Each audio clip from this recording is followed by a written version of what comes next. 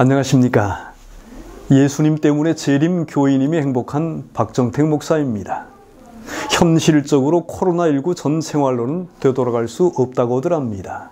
그래서 토마스 프리드먼은 앞으로 세상은 BC 그리고 AC, Before Corona, After Corona, 코로나 전과 코로나 이후로 나뉠 것이다 라고 말했습니다.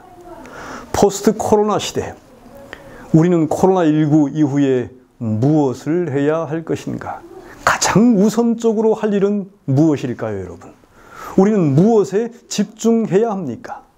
포스트 코로나 시대에 가장 우선적으로 할 일은 우선순위를 정하는 일입니다.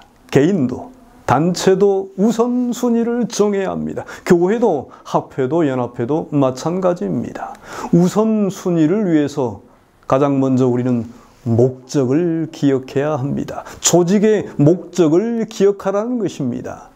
사도행전 9쪽에는 이렇게 기록하고 있습니다. 교회는 사람을 구원하기 위해 하나님께서 세우신 기관이다.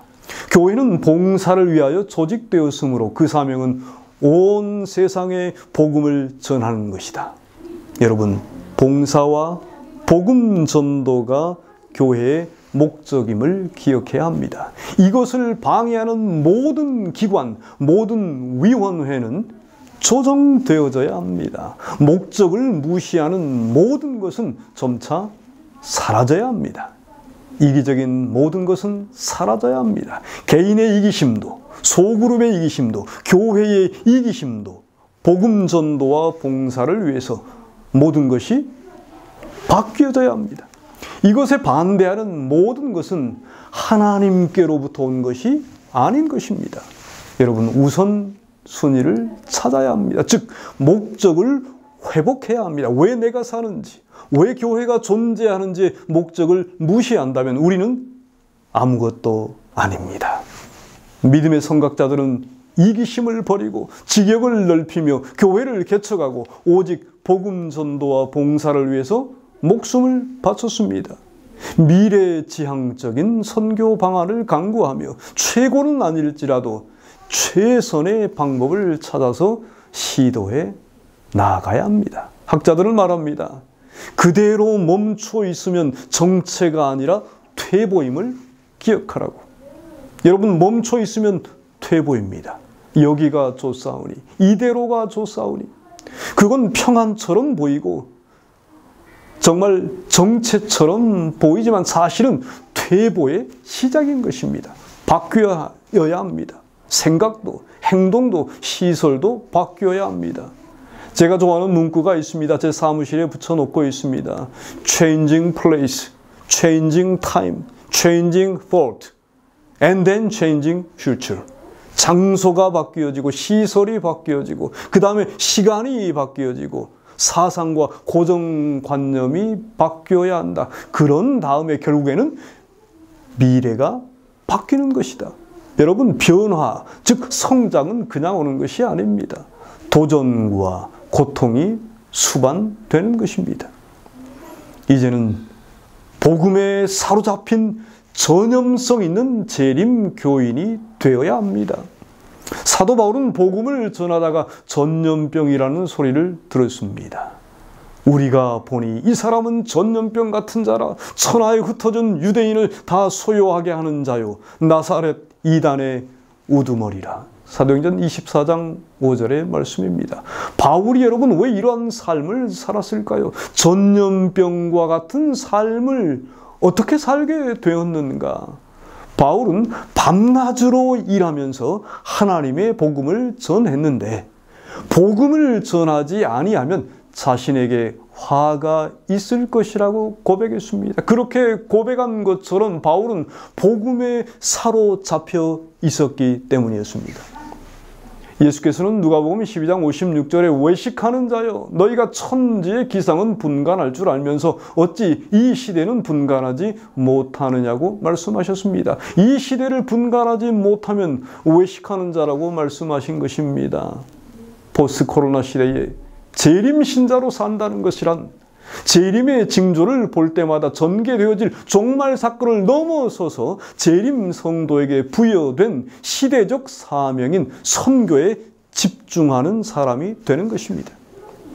교리적 정체성에만 만족하는 재림교인은 외식하는 자입니다. 종말 시대의 바리새인과 같을 수 있습니다. 우리의 모든 교리는 선교적이어야 합니다. 우리의 삶은 선교적이어야 합니다. 우리의 교회는 선교적 교회가 되어야 하는 것입니다. 즉 우리의 모든 것들이 예수 그리스도의 영원한 복음으로 전해져야 하는 것입니다. 하나님의 세우신 목적에 따라 순종하는 교회가 참 하나님의 교회이다. 하나님의 구원의 섭리를 이루기 위해 고심하며 연습하고 훈련하는 교회가 참 진리 교회이다. 부조와 선지자 376쪽에 있는 말씀입니다. 여러분, 목적대로 사십시다. 목적대로 움직이는 교회가 되십시다. 정체가 아니라 전진하십시다. 최고가 아니어도 최선을 다하십시다, 여러분. 두 번째, 포스트 코로나 시대에는 참으로 재림 신앙을 해야 합니다. 참으로 재림 신앙을 이제부터 해야 되는 것입니다. 미국의 유명한 파이낸셜 타임즈의 이스라엘 석학이자 베스트셀러 작가인 유발 하라리 박사의 코로나19 이후의 세계에 대한 기고문이 눈길을 끌었었지요. 그는 이렇게 얘기했습니다. 평소에는 수년이 걸릴 수 있는 결정이 단 몇 시간 안에 내려질 것이다. 아무 조치도 취하지 않는 리스크가 더 크기 때문이라면서 코로나19를 퇴치하기 위한 각종 정책이 우리를 전혀 다른 세상을 살도록 만들 수 있다고 언급했습니다. 여러분, 일요일 휴업법의 가능성을 엿보게 된다는 의미를 우리가 찾을 수 있습니다. 하라리 박사는 상황이 악화되면 현재 확진자와 자가격리자의 동선을 감시하는 앱의 사용을 넘어서서 우리의 피부 속에 칩으로 심겨져서 체온이 일정 정도를 올라서면 정부 보건당국의 경고음이 울리게 되는 시스템의 도입이 가능해질 것이라고 염려했습니다. 여러분, 코로나19 사태로 인해서 공익을 위해서라는 이유로 대중의 큰 저항 없이 금지 사항들이 받아들여졌지만 이런 일이 일회적 사건으로 끝나지 않고 일상이 될 가능성이 크다는 것입니다. 예언적인 관점에서 종교 자유를 제한하는 강제적인 법령의 출현을 상기하게 되는 것이지요. 사실 일요일 휴업령에 대한 재림교회의 관심사는 세속사회의 관점에서 보면 불가능하게 보였습니다. 과거 1980년대까지만 해도 미국이나 유럽에 일요일에 영업하는 곳을 찾기가 어려웠습니다.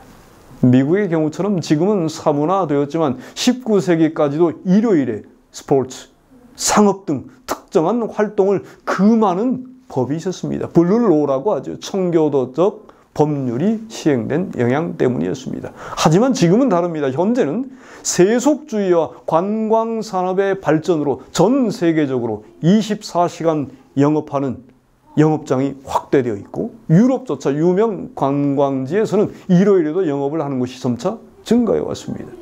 미국의 보수적인 주에서도 일요일에 주류 판매 정도만 제한하는 선에서 쇼핑몰의 개장을 허용하는 일은 일상이 되었죠. 그런데 이번 이 전 세계적인 코로나19 사태를 바라보면서 원한다면 과거의 청교도적 법률과 같은 법령이 만들어질 가능성이 높다는 것을 예측할 수 있지 않았습니까? 코로나19 사태는 일요일 휴업 법령과 같은 방향으로 전환할 가능성과 속도를 매우 강화시켰습니다. 여러분, 성경의 다니엘을 시기하여 일거수일투족을 감시하던 사람들이 있었습니다. 그 결과는 무엇이었습니까? 그들은 참 하나님께 하루에 3번 기도하는 것 이외에는 흠잡을 것이 없었다고 고백했습니다. 결국 그들은 종교법을 제정하여 다니엘을 사자굴에 던집니다. 일요일 휴업령도 마찬가지 과정을 거칠 것입니다. 누가 들여다봐도 신앙 외에는 문제될 것이 없는 삶을 추구하는 것이 재림신앙입니다. 이제 우리가 시대의 징조가 되어야 합니다. 우리의 경건한 삶이 시대의 징조가 되어야 합니다. 이사야는 8장 18절에 이렇게 얘기했습니다. 보라, 나와 및 여호와께서 내게 주신 자녀들이 이스라엘 중에 징조와 예표가 되었나니 라고 고백했습니다. 한 번은 하나님께서 기별을 전하기 위해서 이사야에게 3년 동안 벗은 몸과 벗은 발로 다니라 명하셨습니다.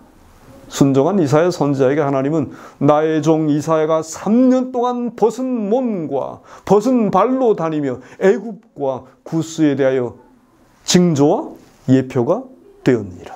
이사야 20장 3절입니다. 여러분, 이사야는 그의 가족과 자신의 삶이 교회와 세상에 하나님의 기별을 전하는 시대의 징조가 되었습니다. 세상이 나와 함께 하시는 하나님을 보게 해야 합니다. 세상이 우리와 함께 하시는 하나님을 보게 해야 합니다. 그리하여 재림교회가 사회에서 산소 같은 교회, 사회에게 믿음을 주는 교회, 사람을 선하게 변화시키는 교회라는 사회적 평가를 통하여 좋은 교회라는 이 좋은 입소문이 나는 교회가 되어야 합니다. 부조와 선자는 이렇게 기록했습니다. 376쪽에 하나님의 세우신 목적에 따라 순종하는 교회가 참 하나님의 교회이다.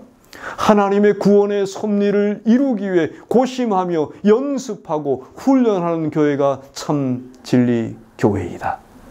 여러분, 우리 참 교회가 되십시다. 교회의 문이 닫힐 때에 우리가 교회가 되어야 합니다. 하나님께서 여러분들을 축복 주시길 기원합니다. 감사합니다.